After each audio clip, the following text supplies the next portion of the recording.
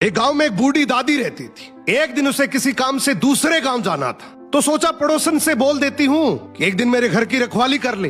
दादी पड़ोसन के पास गई और बोली, मैं किसी काम से बाहर जा रही हूँ, क्या तू एक दिन मेरे घर की रखवाली कर लेगी? पड़ोसन ने तुरंत हाँ कर दी, बोली हाँ माँ जी, आप आराम से जाओ, घर की चिंता मत करो। दादी के जाने के बाद ये औरत घर की देखरेख करने आई तो उस घर के एक रूम में बहुत सारी अनाज की बोरियां पड़ी थी।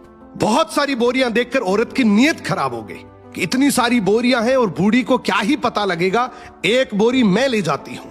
अब ये अनाज की बोरी उठाकर जैसे ही वहां से जाने लगी, उसे भरम हुआ कि उस घर के पीछे बंधा हुआ एक बछड़ा जोर जोर से हंस रहा है। इसने ज्यादा ध्यान नहीं दिया और बोरी लेकर चली गई। जब शाम को बुढ़िया आई तो बोली, दादी जी आपका बछड़ा हंसता है। दादी बोली, मेरे को नहीं पता बेटा, कलयुग है, हंसता भी होगा। औरत से रहा नहीं गया, वो बछड़े के पास गई और बोली, दोपहर में तुम हंस रहे थे? बछड़ा फिर हंसा और बोला, हाँ हंस रहा था। उसने पूछा क्यों? बछड़ा बोला, पिछले जन्म में मैंने इसी बूढ़ी दादी से 200 रुपए उधार लिए थे, मैं वापस भी दे सकता था, पर मेरी तेरे नीयत खराब हो गई थी। मैंने भी सोचा बुढ़िया है, मेरा क्या ही उखाड़ लेगी। एक दिन अचानक से मेरा समय पूरा हो गया, मेरी मृत्यु हो गई। जब भगवान के घर गया तो भगवान ने कहा कि तुम्हारा 200 रुपए का कर्जा बाकी है, तुम दे भी सकते थे फिर भी नहीं दिए, तुम्हारा मोक्ष नहीं होगा। और भगवान ने मुझे गाय का बछड़ा बनाकर इसके घर में पैदा किया।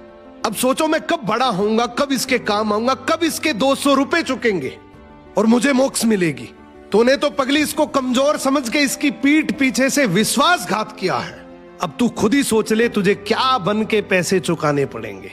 औरत को सब कुछ समझ आ गया और उसको अपनी गलती का एहसास हो गया। वो भागकर बूढ़ी दादी के पैरों में गिर गई और सारी बात बताई और बोली, दादी जी मेरे से गलती हो गई, मुझे माफ कर दो। दादी ने भी बड़ा दिल करके बोला, बेटा सुबह का भूला शाम को घर आ जाए तो वो भूला हुआ नहीं है, कोई बात नहीं, तेरे से ये गलती हो गई। सबसे अच्छी बात है कि तूने अपनी गलती को खुद ही मान लिया। तेरे से जैसे धीरे धीरे बने तो इस अनाज की बोरी के पैसे दे देना। दोस्तों ये कहानी भले ही काल्पनिक हो, लेकिन एक बात बिल्कुल सच है, अगर तुमने किसी का हक खाया है तो इस जन्म में नहीं तो अगले जन्म में भी चुकाना पड़ेगा।